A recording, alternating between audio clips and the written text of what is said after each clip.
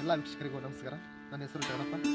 ದೇಶ ಶಿಕ್ಷಣ ಮಹಾವಿದ್ಯಾಲಯದಲ್ಲಿ ಪ್ರಥಮ ವರ್ಷದ ಪ್ರಶಿಕ್ಷಣಾರ್ಥಿಯಾಗಿ ವ್ಯಾಸಂಗ ಮಾಡುತ್ತಿದ್ದೇನೆ. ಕರ್ನಾಟಕದಲ್ಲಿ ಕಂಡುಬರುವ 5 ರಾಷ್ಟ್ರೀಯ ಉದ್ಯಾನವನಗಳ ಕುರಿತು ಈ ವಿಡಿಯೋದಲ್ಲಿ ಆತ್ಮೀಯ ವೀಕ್ಷಕರೇ, ಇವತ್ತಿನ ವಿಡಿಯೋದಲ್ಲಿ ಕರ್ನಾಟಕದಲ್ಲಿರುವ ರಾಷ್ಟ್ರೀಯ ಉದ್ಯಾನವನಗಳ ಕುರಿತು ತಿಳಿಯೋಣ. ಕರ್ನಾಟಕದಲ್ಲಿ ಒಟ್ಟು 5 ರಾಷ್ಟ್ರೀಯ ಉದ್ಯಾನವನಗಳನ್ನು ಕಾಣುತ್ತೇವೆ. ಅದರಲ್ಲಿ ಮೊದಲನೆಯದಾಗಿ ನಾಗರಹೊಳೆ ರಾಷ್ಟ್ರೀಯ ಉದ್ಯಾನವನ ಕುರಿತು ತಿಳಿಯೋಣ. ನಾಗರಹೊಳೆ ರಾಷ್ಟ್ರೀಯ ಉದ್ಯಾನವನವು 1974ರಲ್ಲಿ ಸ್ಥಾಪಿಸಲಾಯಿತು. ಇದು ಕೊಡಗು ಜಿಲ್ಲೆಯ ವಿರಾಜಪೇಟೆ ತಾಲೂಕು 643 ಚದರ ಕಿಲೋಮೀಟರ್ ವಿಸ್ತೀರ್ಣದಲ್ಲಿ ವ್ಯಾಪಿಸಿದೆ. ಈ ಉದ್ಯಾನವನವು ದಟ್ಟವಾದ ಅರಣ್ಯ ಪ್ರದೇಶ, ತೊರೆಗಳು, ಬೆಟ್ಟಗಳು, ಕಣಿವೆಗಳು ಮತ್ತು ಜಲಪಾತಗಳನ್ನು ಹೊಂದಿರುವುದು. ಇದು ಪ್ರಾಣಿಗಳಿಗೆ ಅಭಯಾರಣ್ಯವಾಗಿದೆ.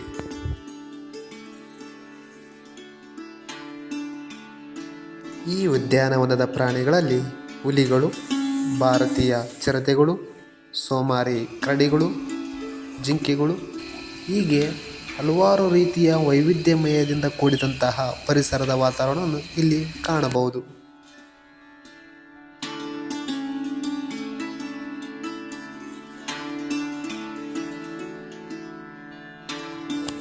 ನಂತರ ಬಂಡೀಪುರ ರಾಷ್ಟ್ರೀಯ ಉದ್ಯಾನವನದ ಕುರಿತು ತಿಳಿಯೋಣ.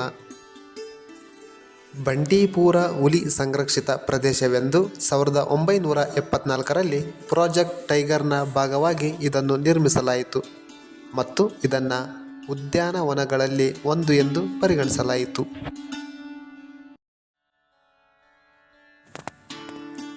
ಬಂಡೀಪುರ ಚಾಮರಾಜನಗರ ಜಿಲ್ಲೆಯ ಗುಂಡ್ಲುಪೇಟೆ ತಾಲೂಕಿನಲ್ಲಿದೆ.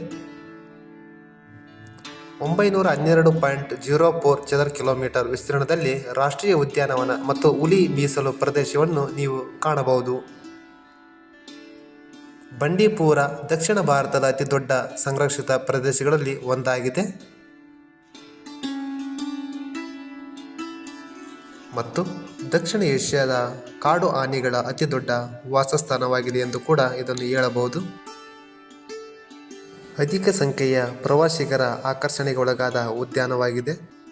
ಈ ಬಂಡೀಪುರಕ್ಕೆ ಮೈಸೂರಿಗೆ ಬಂದ ಬಹುತೇಕ ಪ್ರವಾಸಿಗರು ಭೇಟಿ ನೀಡುತ್ತಾರೆ.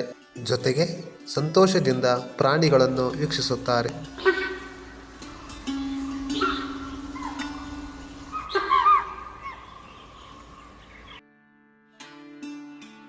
ಬಂಡೀಪುರ ಉದ್ಯಾನದಲ್ಲಿ ಕಾಡು ನಾಯಿಗಳು, ಕಾಡು ಹಂದಿ, ಕರಡಿಗಳು, ಚಿರತೆ, ಜಿಂಕೆ ಹಲವಾರು ರೀತಿಯ ಪ್ರಾಣಿಗಳನ್ನು ಕೂಡ ವೀಕ್ಷಣೆ ಮಾಡಬಹುದು. ಅದೇ ರೀತಿ ಕಡವೆಗಳು, ದೈತ್ಯ ಮಲಬಾರ್, ಅಳಿಲುಗಳು, ಕಾಡೆಮ್ಮೆಗಳು ಇತ್ಯಾದಿಗಳನ್ನು ಇಲ್ಲಿ ಕಾಣಬಹುದು. ವರ್ಷದ ಯಾವುದೇ ಸಮಯದಲ್ಲಾದರೂ ಇಲ್ಲಿ ಭೇಟಿ ನೀಡಬಹುದು. ಆದರೆ ಮುಂಗಾರು ನಂತರದಲ್ಲಿ ಮತ್ತು ಅಕ್ಟೋಬರ್, ಫೆಬ್ರವರಿ ತಿಂಗಳಲ್ಲಿ ಬಂಡೀಪುರಕ್ಕೆ ಭೇಟಿ ನೀಡಲು ಉತ್ತಮ ಸಮಯವಾಗಿದೆ. ಬಂಡೀಪುರ ರಾಷ್ಟ್ರೀಯ ಉದ್ಯಾನ ಮತ್ತು ಹುಲಿ ಮೀಸಲು ಪ್ರದೇಶ ಇದು ಬೆಂಗಳೂರಿನಿಂದ ಸುಮಾರು 220 ಕಿಲೋಮೀಟರ್ ದೂರದಲ್ಲಿದೆ.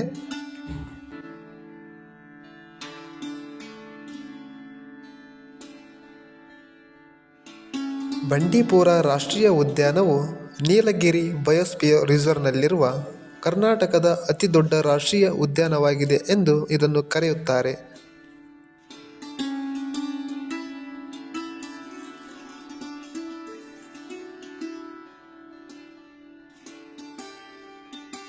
ನಂತರದಲ್ಲಿ ಕಂಡುಬರುವ ಉದ್ಯಾನವನವೆಂದರೆ ಅಂಶಿ ರಾಷ್ಟ್ರೀಯ ಉದ್ಯಾನವನ.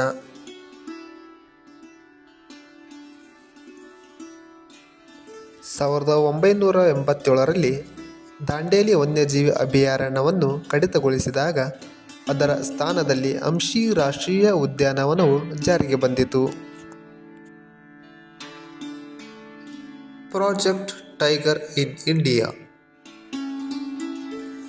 ಏಪ್ರಿಲ್ 1, 1973ರಲ್ಲಿ ಪ್ರಾಜೆಕ್ಟ್ ಟೈಗರ್ ಸ್ಕೀಮ್ ಜಾರಿಗೆ ಬಂದಿತು. ಅಂಶಿ ರಾಷ್ಟ್ರೀಯ ಉದ್ಯಾನವು ಮತ್ತು ಅದರ ಪಕ್ಕದಲ್ಲಿರುವ ದಾಂಡೇಲಿ ವನ್ಯಜೀವಿ ಅಭಯಾರಣ್ಯವನ್ನು 2007ರಲ್ಲಿ ಪ್ರಾಜೆಕ್ಟ್ ಟೈಗರ್ಗೆ ಸೇರಿಸಲಾಯಿತು. ಇದು 340 ಚದರ ಕಿಲೋಮೀಟರ್ ವಿಸ್ತೀರ್ಣದಲ್ಲಿ ವ್ಯಾಪಿಸಿದ್ದು ಉತ್ತರ ಕನ್ನಡ ಜಿಲ್ಲೆಯಲ್ಲಿ ಕಂಡುಬರುತ್ತದೆ. ಹುಲಿಗಳ ಹೊರತಾಗಿ ಈ ಉದ್ಯಾನವು ಹಲವಾರು ರೀತಿಯ ಚಿರತೆಗಳನ್ನು ಸಹ ಹೊಂದಿದೆ. ಅಧಿಕ ಸಂಖ್ಯೆಯ ಕರಡಿಗಳನ್ನು ಮತ್ತು ದೋಲ್ಗಳನ್ನು ಸಹ ಹೊಂದಿದಂತಹ ಪ್ರಮುಖ ರಾಷ್ಟ್ರೀಯ ಉದ್ಯಾನವಾಗಿದೆ.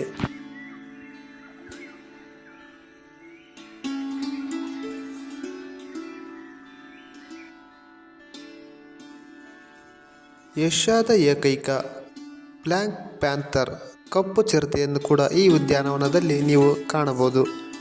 ಜೊತೆಗೆ ಪ್ರಾಣಿಗಳು ಬೇಟೆಯಾಡುವುದನ್ನು ಮತ್ತು ಮುಕ್ತವಾಗಿ ತಿರುಗಾಡುವುದನ್ನು ನೀವಿಲ್ಲಿ ವೀಕ್ಷಣೆ ಮಾಡಬಹುದು.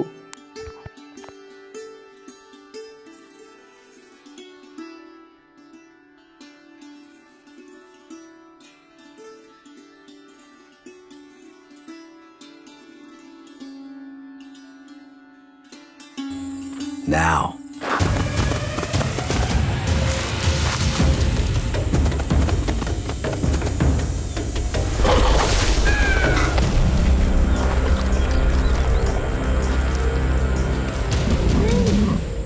With every kill, I become stronger,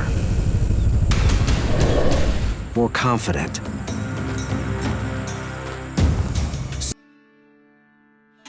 ಆತ್ಮೀಯ ವೀಕ್ಷಕರೇ, ಇನ್ನುಳಿದ 2 ರಾಷ್ಟ್ರೀಯ ಉದ್ಯಾನವನಗಳ ಕುರಿತು ಮುಂದಿನ ವಿಡಿಯೋದಲ್ಲಿ ತಿಳಿದುಕೊಳ್ಳೋಣ. ಧನ್ಯವಾದಗಳು.